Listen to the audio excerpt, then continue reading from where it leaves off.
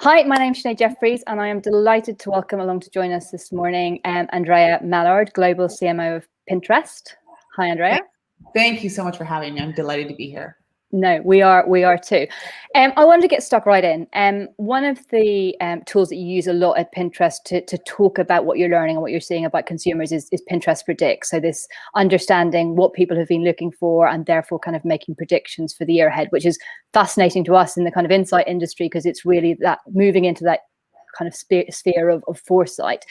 But what fascinated me is I've seen that your predictions for 2020, that year that kind of threw the whole world apart and we all kind of lived in a different way than we'd ever expected, they were still really accurate. Is that right? And how can that possibly be the case? Well, to understand why the insights data on Pinterest is so robust and so reliable, you have to understand why people use Pinterest. And what makes it such a unique platform is that people are using it to plan for their future.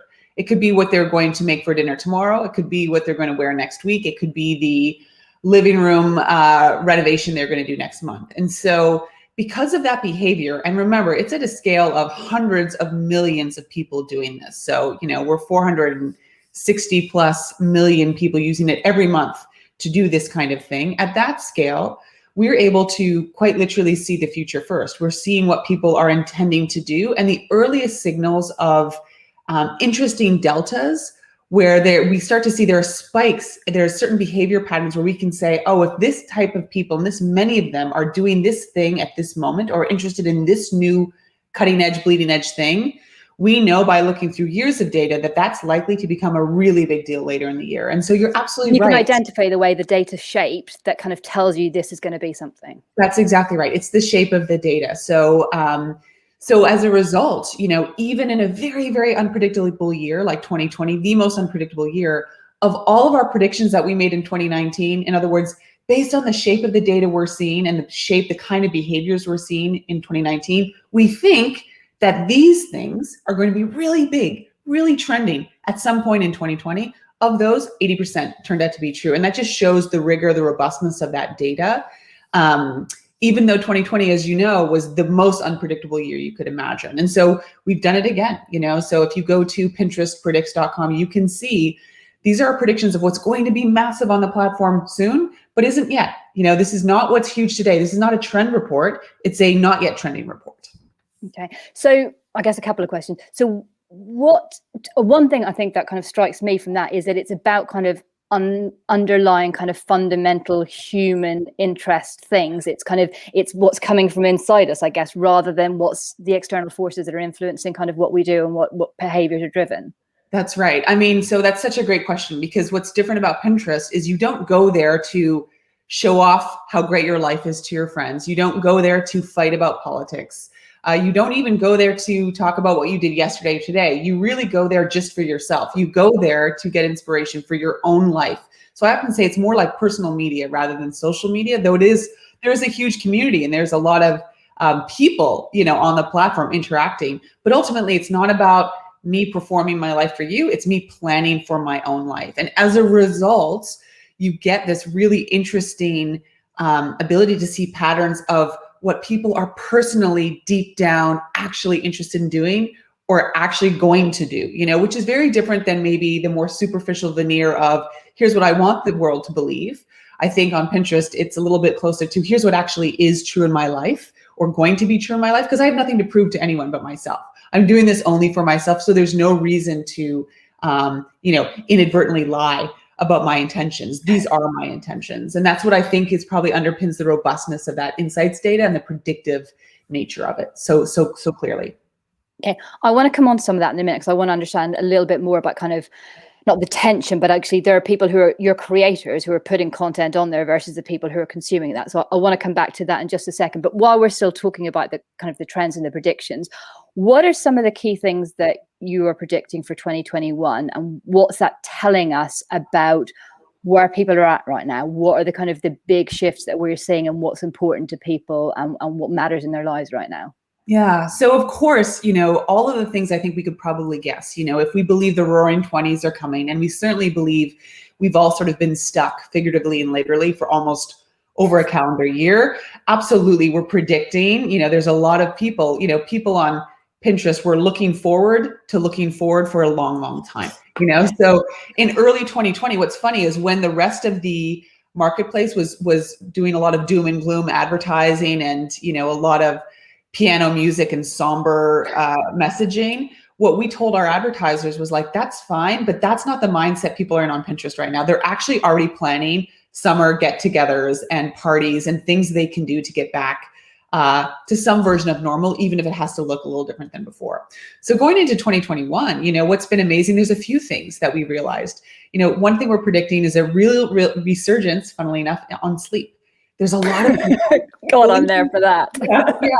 Well, so here's what's amazing. It's not just I want my bedroom to look cozy and have a comfortable mattress. It's actually thinking about sleep as the third leg of the stool of health. You know, fitness and nutrition have always been fairly top of mind for most. People are realizing the importance of really restorative, regenerative sleep, and buying products around the bedroom or around a sleep culture, around a sleep wellness journey that we think is going to become very, very important. So brands that are able to tap into that and understand the products and what's driving that, I think are going to be very, very successful. There's also something interesting, you know, a lot of people think of Pinterest and they think of it as being really good for like planning weddings. And so there was this assumption that, well, I guess all that content dried up on Pinterest because no one was really able to have a wedding. That's not the case at all. There was tons of really innovative new wedding content. And what we're seeing is this resurgence we're predicting for 2021, in spite of the fact that people might be able to congregate in person. There's been a real turn towards more intimate personal weddings. So what used to be a 200 or 300 person monstrosity pageantry, I think because in 2020, many weddings were forced to be simple, pure, 1 or 2 people, 3 or 4 people max, that there was a growing appreciation of actually how beautiful those weddings were and how intimate and how lovely. And so we are actually predicting in 2021, though yes, everyone wants to have big weddings, perhaps there's going to be a decent cohort of people who want to have very meaningful, very intimate, more low-key type of weddings. And so how can you tap into those kinds of things? So there's a lot of, I would say, counterintuitive insights that we're thinking about, that we're seeing that might not be obvious if you were just to take what you assume is going to happen in popular culture. I think that's what makes it so exciting. And sorry, go ahead. No, go ahead. I was just going to say, and then last, you know, obviously we're seeing people taking more care for moments of connection. So even something, I mean, this is a silly one, but we're calling it epic charcuterie boards. And there's already been a bit of a trend. There's always been a bit of a trend for doing these beautiful charcuterie boards. But what we're seeing is people are doing it in all aspects of their lives. So they're doing it for desserts or for parties. They're doing it for if they're watching a football or soccer match on TV, you know, they're doing it in more ways because they're looking for these moments of ritual and looking for these moments of connection to make anything special after a year where nothing felt that special. It felt very drab and routine. So again, check out PinterestPredicts.com if you really want to play with the data and really want to play with some of the insights and understand what that might imply for a whole bunch of different industries. What do you think those trends are telling us about people? So are people changing in what's important to them, what they value? I actually think they are telling us that. What a great question. I mean, I think, you know, after, you know, the Renaissance, right? Like the Renaissance was really a moment of rebirth. And I think we're going into kind of a period of rebirth. You know, not only are there large social movements, rightfully, that are kind of traveling around the globe right now, but I think if you've been stuck for a year and you've had to really think about what matters to you and the kind of life you want to lead and how you're contributing positively to the world, to me, like what I'm seeing on Pinterest is just a level of introspection, a level of desire to design one's life differently that I actually find very exciting. So even when we think about work culture, you know, this was an unbelievable experiment where essentially the entire world had to work from home where they could, where they worked in industries where that was possible. And I think that's going to accelerate a change in perspective of what it means to design one's life, one's world, one's day in a way that feels more humane, more appropriate, and even more productive as a result. So I do think what it's telling me about humanity right now is that there is more conscious deliberation about things that used to be unconscious and done just as a matter of course, because it's the way things have always been. I think now we're realizing, wait a second, collectively we can take actions at a social scale and at a micro scale in your own life to to design a life or to create a life we love with a lot more intention than ever before. Yeah. And how much, because actually something that I spend a lot of my time doing now is talking to people about remote working and working from home and how we do our jobs. And one of the things I'm constantly trying to get companies to think about is like, let's not just keep going blindly in terms of kind of how we figure out the way we work, and take time to rethink how work should work and redesign the processes we use and the engagements and the interactions we have with people, and be more purposeful. And it's interesting what you're saying, because it's we need to look at that in the workspace as well as our home lives. That's right. I mean, I don't think you could be more right about that. And it's interesting because even if I think about my own experience, when lockdown began for me at Pinterest, this was exactly a year ago, effectively. It was more than a year ago now. I thought it's over. It's a disaster. We can't possibly collaborate. We can't possibly do great work. And what we found, in some ways, it's gotten easier to do great work. It's gotten even more exciting. Now, there are definitely downsides, but I had to question myself and say, listen, all the things I took for granted, it was actually just inertia that was guiding most of my decision making, as opposed to me really questioning fundamentally, what does it mean to collaborate? What does it mean to work together? What does it mean to put heads down time? And what is required? What are the conditions that are required for that to be true? I think you're absolutely right to push people to actually think deliberately and question their answers that they've held for the last 20 years, as far as that's concerned. Yeah.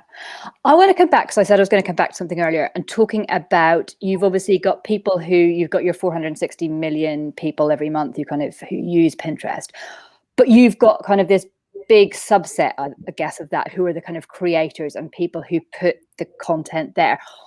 Which drives which? Like, how much is kind of shaped by what people are looking for, and how much is shaped by what people want to share of what they're doing? Because obviously, as you say, it's not necessarily the same way other social media platforms are used, in terms of going, hey, look at this great diet I had, and look at this great banana bread that I made last week. It's more about people putting inspiration up there. So how does that work? How does that kind of relationship work between the creators and the users? Yeah. So, for the first 10 years of Pinterest's existence, it was very much user-centric, pinner-centric, as we call it. In other words, it was people who were finding things all around the internet and saying, I think that's amazing, that's inspirational, I'm going to curate it, hand curate it to Pinterest, and let other people find it and hope that they think that's as amazing as I do. So traditionally, it had been very much, hundreds of millions of the world's best ideas, handpicked by some of the most discerning minds around, people who had the tendency to want to plan and curate and bring this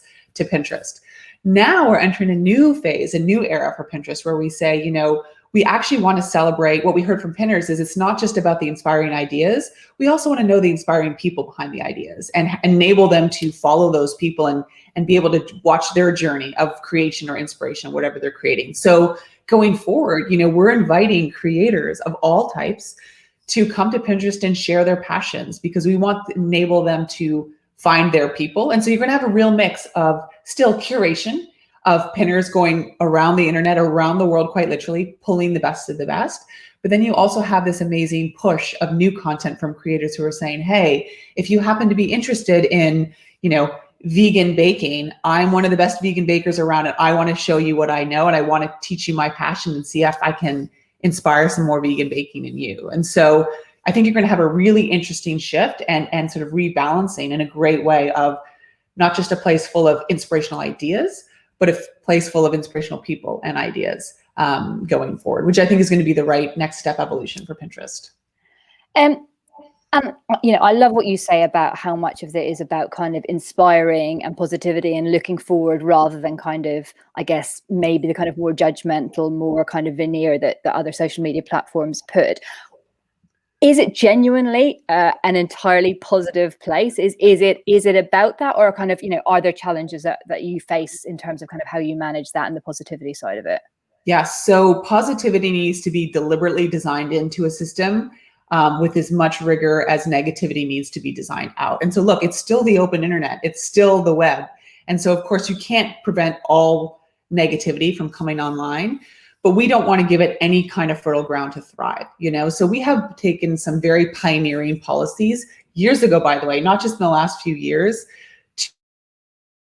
we do not allow any kind of hate speech, period. We don't allow political advertising whatsoever. We don't allow any health misinformation. You won't find miracle cancer cures on Pinterest. Or if you do, we're taking them down as quickly as we can. You know, we don't allow vaccination content, you know, so we were, I think, the first platform to take fairly bold standards and stances on these issues and just say, look, you cannot be inspired to create a life you love if you're wading through trolls and hate speech and misinformation and you're not able to make good decisions. And so, yes, of course, if you want to find negativity, you can find it. That's true anywhere. But we've been working really hard to ensure that if someone wants to plant a negative seed, it's very difficult to grow beyond that one moment. And that's, I think, what makes Pinterest, I mean, a lot of users, what we hear from the research we've done, the insights research we've done on our own users is mentally they feel good after they spent time on Pinterest. They don't feel like they've lost an hour of their lives, and they don't feel bad about themselves. You know, they're not comparing themselves to others. And they call it literally time well spent. I feel like I've invested in myself versus been emotionally sucked dry by everything else, doom scrolling, everything else that's going on in the world. But do you get any pushback on that? Do people go, you know what, that's lovely that you want to be positive, but kind of what about my free speech? What about my right to kind of express myself? As you go, that's great, thank you very much, just go elsewhere.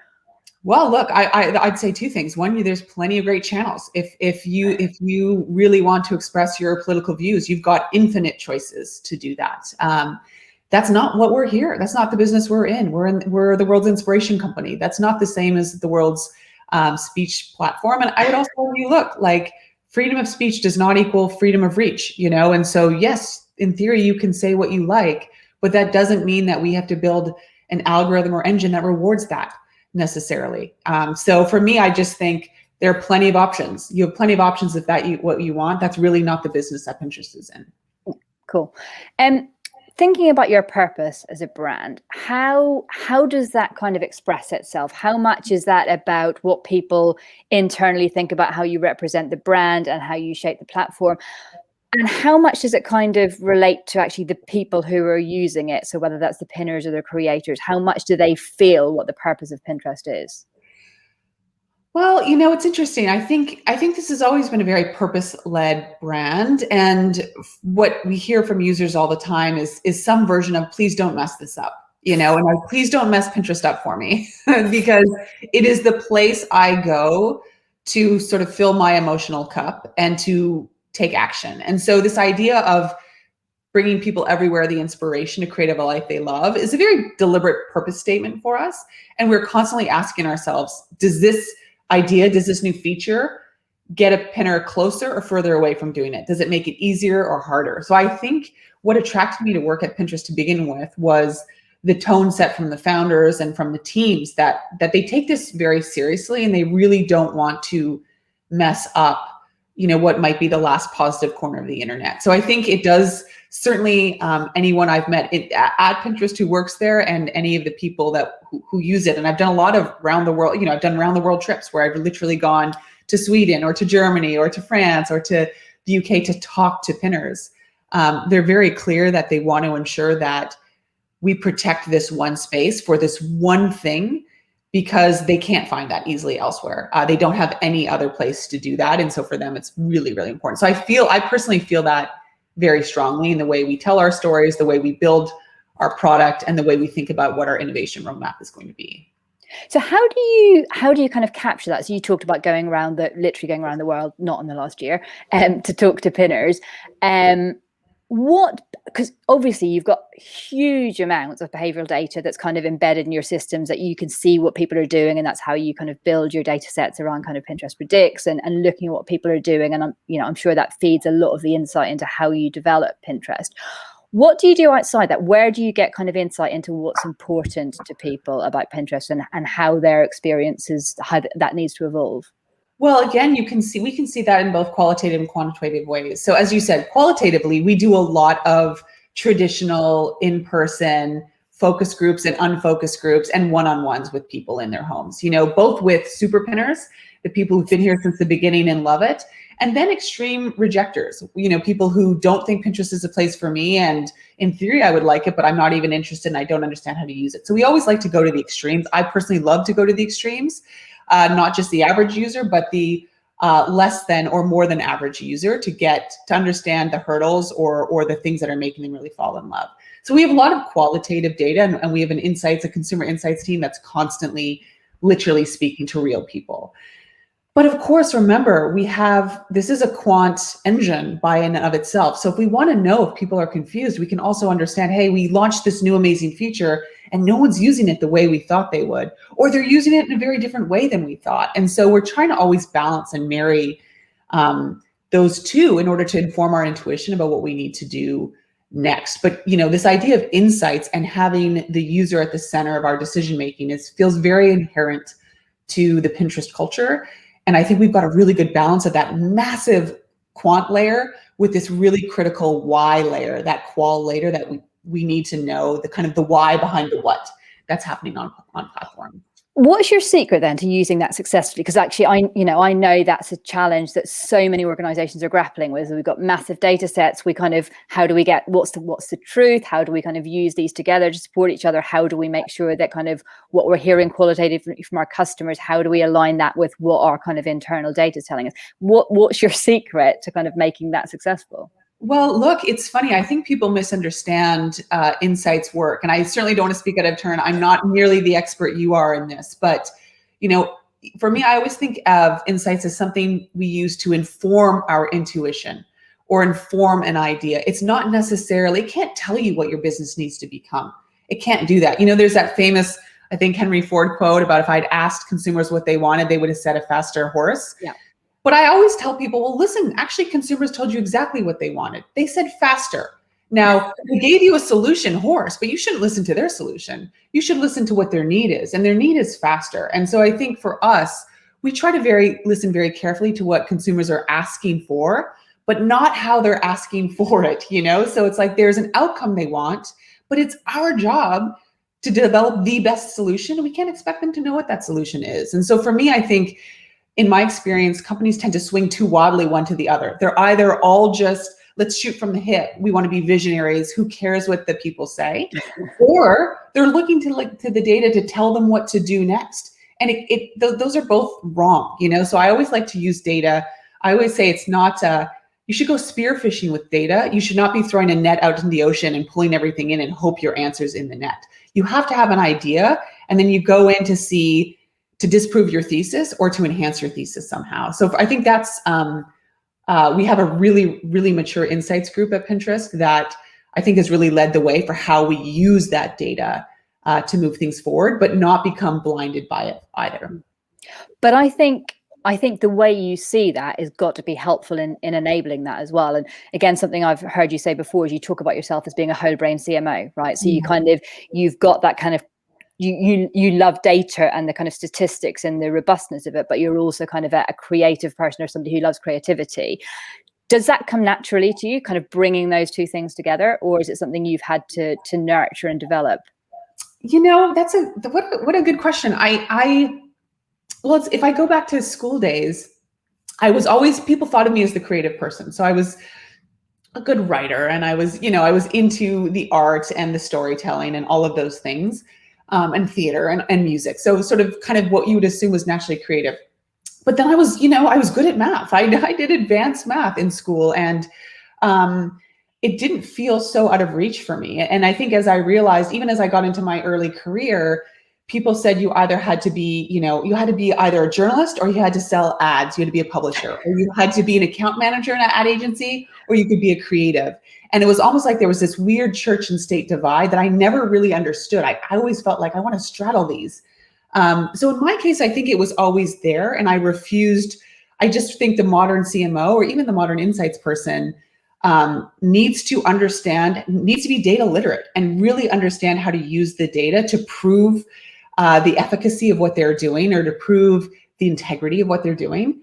But you need a creative vision too. You have to have an instinct. And so for me, I always felt pretty comfortable in the spreadsheet, but I feel very comfortable, writing a storyboard for a commercial too. I feel like that's maybe where my superpower is. I tend to be able to use both brains, but I think it's completely teachable too. So that was my next question. If you're kind of a junior person who goes, how do I develop both of things? What's your advice to kind of younger professionals who want to do that? I think you have to be curious and make some friends, you know? So for me, where if I wasn't as robust on the market research side, you know, which is important, I knew, you know, Sinead Jefferies when I was a lot younger. And that was helpful for me to be curious and understand how you did your modeling, how you did your insights work, and recognize that I needed to know that really, really well. And so if you're an up and comer, if you're in your early 20s and you're starting out in this business, find the person whose job feels the most opposite to yours and ask if you can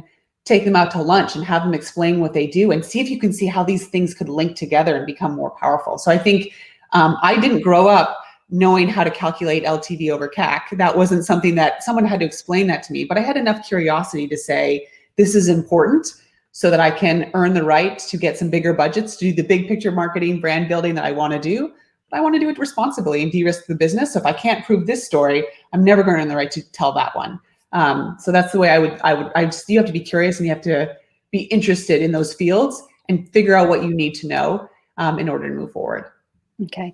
The final area I want to look at quickly, because we're going to run out of time shortly, is thinking about and going back to some of the stuff we were talking about earlier in terms of how brands engage with customers. And, you know, there's been a massive evolution in terms of how brands engage with, communicate with, talk to, hear from their customers. Do you think there's going to be a change in the role of social media in that moving forward? And I guess broadly in social media in terms of how brands use social media as an engagement tool for their customers? I think people are starting to question the role that social media plays in both one's own mental health and possibly the socio-political health of a nation.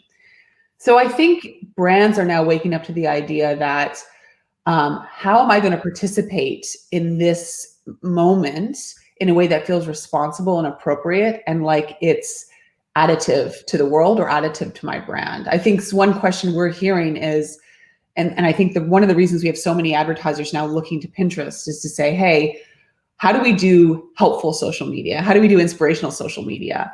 How do I use an influencer or a creator in a way that feels generous, as opposed to just hashtag ad, as opposed to being an influencer to say, look, I'm using this new lipstick, look at me. That I think is not going to hold up anymore. And there's plenty of research about Gen Z that says they're extremely media literate. They see right through this. So what I always tell marketers that I work with or other CMOs is don't advertise on Pinterest, inspire on Pinterest. Come with great ideas, come to be helpful, come to show someone how to take an idea forward. And you're going to do really, really well. I don't think just on Pinterest, but in general. I would love to see marketing evolve in that way because it feels more authentic and it feels more honest and it feels more good for the world. Okay. And then just to wrap it up, if you were to think about all of the kind of Pinterest predict trends that you see for the year ahead, which one is the one that Andréa Mallard is going to jump on the back of? Which one is yours? Well, I'll tell you the one that my teenage daughter has jumped on already. It's called Vibey Lights. I had literally never heard of this. I had never spoken to her about it. It came up on Pinterest Predicts. I thought, what's Vibey Lights? That's not a thing. And about 2 weeks later, I was driving home and I looked in her bedroom window from the driveway and it was bright purple, all the lights in her room. And she had made her bedroom this really amazing, colorful, multicolored LED light spectacular. And for me, I remember thinking, how amazing that you're doing the trend that we predicted that I thought probably wasn't going to come true, that it's literally in my house. We've never spoken about it. And when I asked her about it, she said, yeah, well, I'm stuck in my room all day. I do all my schooling from home. I can't go out and see friends. And so at night I turn on these lights so I can pretend I've gone somewhere new and feel like I'm in this other new world. And for me, that's a trend I'm interested in a lot, which is, what does it mean to go somewhere new or to feel like you're somewhere new if you can't actually physically do it in the way you wanted to? So I think that's on my mind simply because I have a glowing discotheque a few doors down as we speak. Vibey Lights. I need to get on that one and sort out my home workspace. Andréa, it's been an absolute joy. Thank you so much for joining us. It's been great to speak to you, and happy day, because you're off to start your day in California, which is going to involve healthy smoothies and some hiking probably. So have a great day and thank you so much. Thank you for having me.